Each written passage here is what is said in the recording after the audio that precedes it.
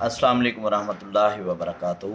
امید کرتا ہوں تمام دوست خیر و عافیت سے ہوں گے۔ اللہ پاک سب کو اپنی حفظ و امان میں رکھے، ہمیشہ پھولوں کی طرح مسکراتے رہیں۔ ناظرین، جیسے ہی ربیع الاول کا مہینہ آتا ہے تو کہیں سے آوازیں آنے لگ جاتی ہیں یہ بدعت ہے میلاد منانا، کہیں سے آوازیں آنے لگ جاتی ہیں یہ شرک ہے، کہیں سے آوازیں کیا کیا، مطلب بہت کچھ سننے کو ملتا ہے۔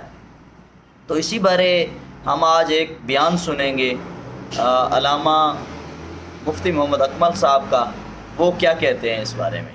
اولاً تھوڑا سا میں یہ 12ویں شریف کے بارے میں عرض کر دوں کہ جیسے ہی میلاد مصطفیٰ صلی اللہ علیہ وسلم کا مہینہ آتا ہے اور مسلمان اس مہینے میں خوشی منا کے اللہ تبارک و تعالیٰ کی بارگاہ میں درجات کی بلندی کا سامان کرنے کا ارادہ کرتے ہیں تو شیطان کو بہت تکلیف ہوتی ہے، اور شیطان نہیں چاہتا کہ مسلمان اپنے نبی سے اظہار محبت کے ذریعے اللہ تعالیٰ کا مزید قرب حاصل کریں، تو سینکڑوں قسم کے وسوسے ہمارے ذہن میں ڈالنے کی کوشش کرتا ہے۔ بھئی خوشی کیوں مناتے ہیں، جھنڈے کیوں لگاتے ہیں، لائٹنگ کیوں کرتے ہیں، جلوس کیوں نکالا جاتا ہے، یہ کہاں سے ثابت ہے؟ کیا نبی کریم صلی اللہ علیہ وسلم نے ایسا کیا؟ کیا اس کا حکم دیا تھا؟ کیا خود صحابہ کرام نے ایسا کیا؟ کبھی کہتے ہیں صحابہ کرام ہم سے بڑھ کے عاشق رسول تھے، بتاؤ اگر کرنا ہوتا تو وہ کرتے، ہم کیوں کریں؟ تو اس طرح جب وہ پیدر پہ کویسچنز آتے ہیں، اور بات وہی ہے جو میں نے پہلے آپ کی خدمت میں عرض کی کہ ہمارے پاس ذہن میں دفاعی مواد تو موجود ہی نہیں ہوتا، وہ دلائل موجود نہیں ہوتے جس کی وجہ سے ہم سامنے والے کو قائل کر سکیں۔ تو بچے اولاً آتے ہیں گھر والوں کے پاس، جب وہاں سے کچھ نہیں ملتا تو وہ جاتے ہیں کسی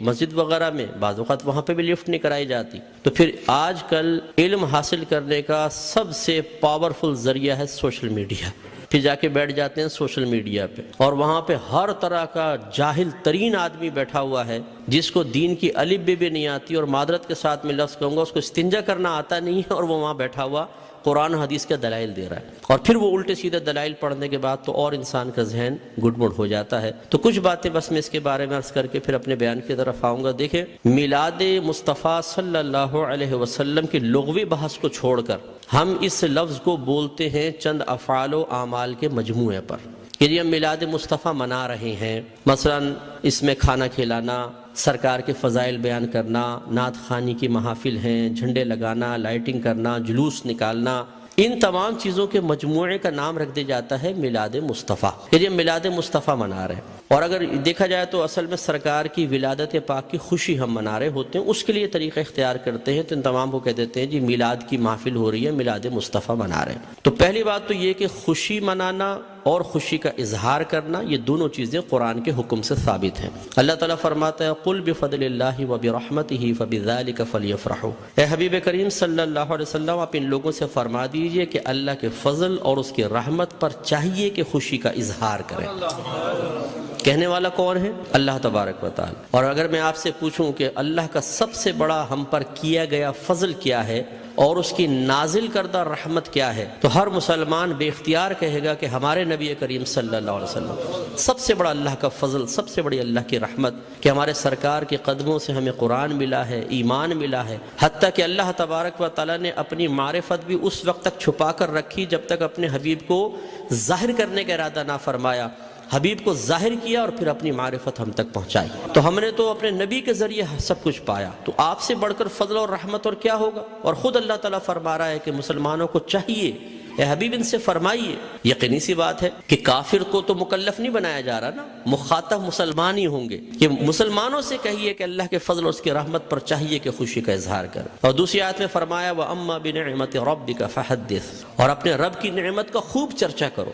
حدث تحدیث سے نکلا ہے۔ تحدیث کا مطلب ہوتا ہے اللہ تعالیٰ کی کسی عطا کردہ نعمت کو کسی کے سامنے ظاہر کرنا، چاہے وہ قول سے ہو، جیسے ہم کہتے ہیں جی اللہ کا بڑا فضل ہے بونڈ لگ گیا، اللہ کا بڑا فضل ہے مکان بنا لیا، اللہ کا بڑا فضل ہے میرے بیٹے کی شادی ہو گئی، یہ ہم نعمت کا اعتراف اور اظہار کر رہے ہوتے ہیں۔ اور اسی طریقے سے مختلف اعمال و افعال سے بھی بعض اوقات تحدیث نعمت ہوتی ہے۔ ایک دفعہ ایک صحابی نبی کریم صلی اللہ علیہ وسلم کی خدمت میں آئے، جو پھٹے پرانے سے تھوڑے کپڑے پہنے ہوئے تھے، مفلوق الحال سے تھے، تو سرکار نے فرمایا فرمایا کہ کیا تمہارے پاس کوئی مال نہیں ہے؟ عرض کیا رسول اللہ صلی اللہ علیہ وسلم الحمدللہ ہر طرح کا مال ہے، مویشی ہیں، دراہم ہیں، دنانیر ہیں، باغات ہیں۔ تو سرکار نے شاید فرمایا پھر اللہ کی نعمت کا اثر آپ پر ظاہر ہونا چاہیے، اپنے آپ کو ایسا نہ رکھو بلکہ ایسے لباس پہنو، ایسی عادات و اطوار رکھو، ایسا طور طریقہ رکھو کہ لوگ جان جائیں کہ اللہ تعالیٰ نے آپ کو نعمتوں سے نوازا ہے۔ تو بتائیے کہ جب میلاد مصطفیٰ صلی اللہ علیہ وسلم آئے تو کیا ہمیں اپنے نبی کی اس طرح خوشی کا اظہار نہیں کرنا چاہیے تاکہ یہ ظاہر ہو کہ اللہ تعالیٰ نے ہمیں اپنے نبی کی سب سے بڑی نعمت سے نوازا ہے؟ جب عام دولت کے لیے سرکار نے فرمایا تمہیں اللہ نے دولت دی ہے، اس کا اثر تم پہ ظاہر ہونا چاہیے، اس نعمت کا اثر ظاہر ہونا چاہیے، تو بتائیے کہ جب میرے سرکار تشریف لائے اس نعمت کا اظہار کیوں نہیں چاہیے؟ تو یہ دونوں چیزیں قرآن سے ثابت ہیں، تو خوشی منانا اور نعمت کا اظہار کرنا۔ جب اللہ تعالیٰ نے اس کا حکم دے دیا، اجازت دے دی، تو پھر ہر وہ طریقہ اختیار کرنا جائز ہوگا جس کو قرآن اور حدیث نے منع نہیں کیا ہے۔ یہ اچھی طرح اصول یاد رکھیے، کسی چیز کے جائز قرار دینے کے لیے دلیل نہیں چاہیے ہوتی، کسی چیز کو ناجائز قرار دینے کے لیے دلیل درکار ہے۔ مثال کے طور پر میں آپ سب سے پوچھتا ہوں جو آپ نے ٹوپیاں پہن رکھی ہیں، جائز ہے کہ ناجائز؟ بتائیں، بولیں، لائیں، ثابت کریں قرآن و حدیث۔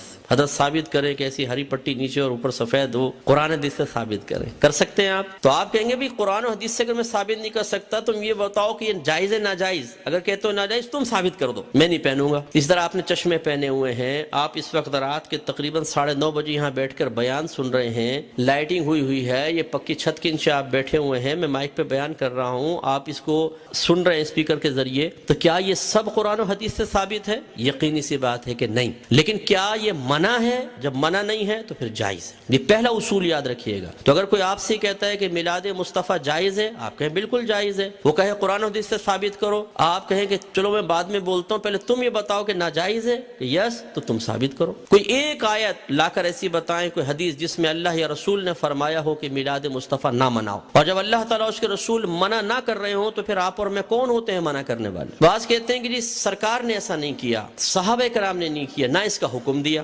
یاد رکھیں یہ بھی کوئی قاعدہ ضابطہ نہیں ہے کہ اللہ کے نبی حکم دیں تو ہم کریں، حکم نہ ہو تو نہیں کر سکتے۔ صحابہ کرام کریں تو ہم کر سکتے ہیں، صحابہ کرام حکم دیں تو ہم کر سکتے ہیں، ورنہ نہیں کر سکتے۔ یہ کوئی ضابطہ قاعدہ نہیں ہے۔ اصل چیز وہی ہے جو میں نے آپ کو بتائی کہ اگر اللہ تعالیٰ اس کے رسول نے منع کیا ہے تو منع ہوگا، اور اگر منع نہیں کیا تو بالکل جائز ہوگا۔ اب میں اس کی آپ کو تھوڑی سی مثالیں بتاتا ہوں۔ دیکھیں آپ کی مسجدوں پہ گنبد اور مینار بنتے نہیں بنتے؟ آپ پوچھیں، کویسچن کریں، ہر مکتب فکر کی عبادت گاہ کے اوپر گنبد اور مینار ہیں، کیا اللہ کے نبی نے اس کا حکم دیا تھا؟ صحابہ کرام نے حکم دیا؟ یا اللہ کے نبی نے بنائے یا صحابہ نے بنائے؟ نہیں، یہ بہت بعد کی ایجادات اور ہر مسجد کے اوپر ہیں۔ یہ کیسے بدعت اور ناجائز کیوں نہیں ہو جاتے؟ قرآن پاک پہ زبر زیر پیش سرکار کے دور میں نہیں تھا، نہ صحابہ کے دور میں، بہت بعد میں لگے ہیں۔ 6 کلمے سرکار کے دور میں باقاعدہ اس طرح مرتب شدہ نہیں تھے، یہ بعد میں ہے۔ ایمان مفصل، ایمان مجمل پہلے نہیں تھی، یہ بعد میں ہے۔ اور اگر سرکار کے ہی دور کو لے لیں، سرکار نے قرآن کو مجتمع نہیں کیا تھا، صدیق اکبر کے دور میں ہوا ہے۔ سرکار کے دور میں، صدیق اکبر کے دور میں تراویح 20 رکعت ایک امام کے پیچھے نہیں ہوتی تھی، عمر فاروق رضی اللہ تعالیٰ عنہ نے کی ہے۔ اور ان پہلے 3 ادوار میں جمعے کی صرف ایک اذان ہوتی تھی جو اذان ثانی کہلاتی ہے۔ پہلی اذان حضرت عثمان غنی رضی اللہ تعالیٰ عنہ نے ایجاد فرمائی ہے۔ یہ ایک بازار تھا، وہاں پر ایک مقام زورہ تھا۔ جب مدینے میں وسعت پیدا ہوئی، اذان ہوتی تھی، دور تک آواز نہ پہنچ پاتی تھی، لوگوں تک اعلان نہ پہنچ پاتا تو آنے میں دیر ہو جاتی تھی۔ تو پھر آپ نے فرمایا کہ ہم ایک اذان اور شروع کریں گے جو اصل اذان سے، جو دوسری اذان ہے اس سے آدھے پونے گھنٹے پہلے بازار کے پاس ہوگی تاکہ لوگ ہوشیار ہو جائیں اور جمعے کی تیاری کر سکیں۔ ہر مکتبہ فکر جو جمعہ پڑھتا ہے وہ پہلی اور دوسری دونوں اذانیں دیتا ہے۔ وہاں یہ کویسچن کیوں نہیں پیدا ہوتا کہ جب اللہ کے نبی نے نہیں کیا تو پھر حضرت عثمان غنی نے کیسے کر لیا؟ اس کا مطلب ہے جب ضرورت پیش آتی ہے تو یہ اللہ کے نبی کی تعلیم ہے، خود صحابہ کرام نے ہمیں تعلیم دی ہے کہ آپ کسی بھی ایسی چیز کو شروع کر سکتے ہیں کہ جس کو اللہ تعالیٰ اس کے رسول نے منع نہیں کیا ہے۔ اسی طرح مدارس کا قیام آپ دیکھ لیں، ان میں سلیبس ہم نے رکھا ہوا ہے۔ اور اسی طرح میں آخری بات بس یہ مثال دیتا ہوں، ہر مسجد میں جماعت کے کچھ اوقات مقرر ہوتے ہیں، فجر اتنے بجے، ظہر اتنے بجے، عصر، مغرب، عشاء۔ کیا نبی کریم صلی اللہ علیہ وسلم نے حکم دیا تھا کہ اس وقت جماعت کرو؟ صحابہ کرام نے؟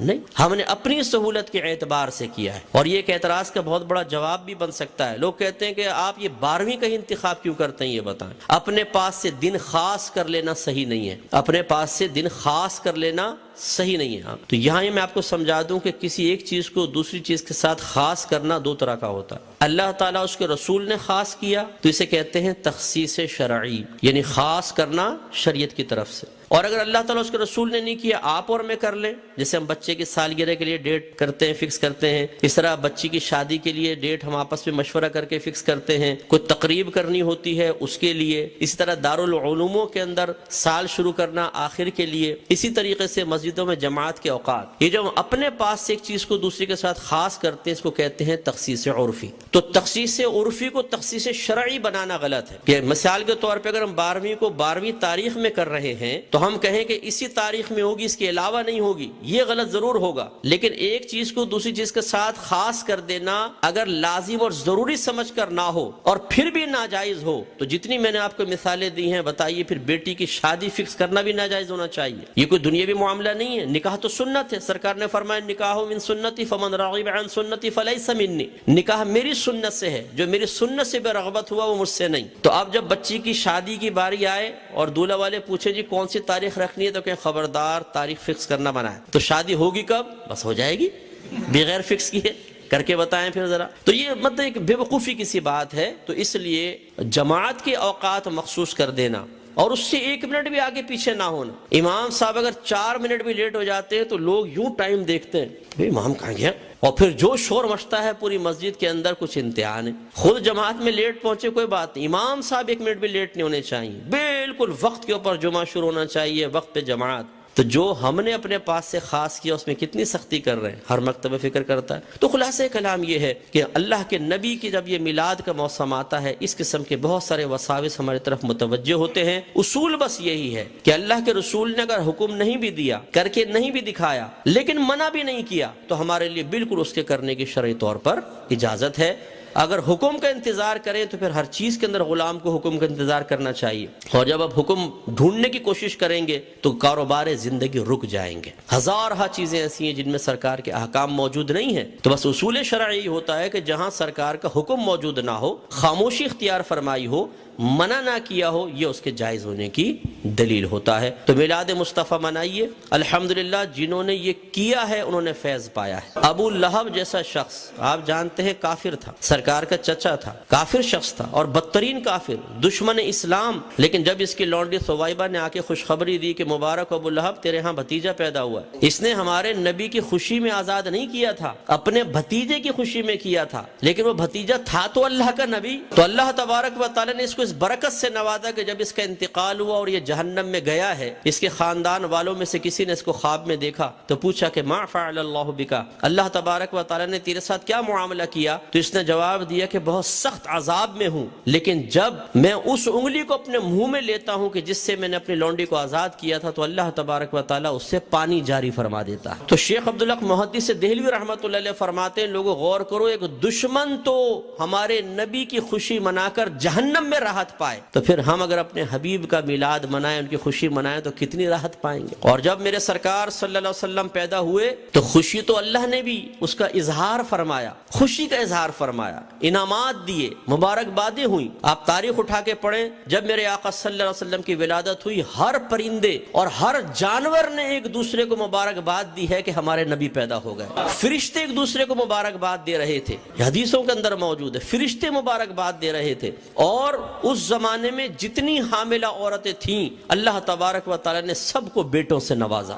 اور وہ قحط سالی کا دور تھا، لیکن جب میرے آقا صلی اللہ علیہ وسلم پیدا ہوئے تو عرب کہتے ہیں کہ اتنی فصلیں ہوئیں، اتنا چارہ ہوا، اور ہمارے اونٹ چارہ کھا کھا کے اتنے موٹے ہو گئے کہ ہمیں خوف ہوا کہ شاید یہ چربی کی شدت سے پٹ پڑیں گے. اتنا اللہ نے نعمتوں سے نوازا ہے. تو خلاصہ کلام یہ ہے کہ میرے آقا صلی اللہ علیہ وسلم کی میلاد مصطفیٰ منانا یہ بہت بڑی سعادت کی بات ہے. وسوسوں سے قطع نظر خوشی کے ساتھ میلاد مصطفیٰ منائیں، انشاءاللہ برکت حاصل ہوگی.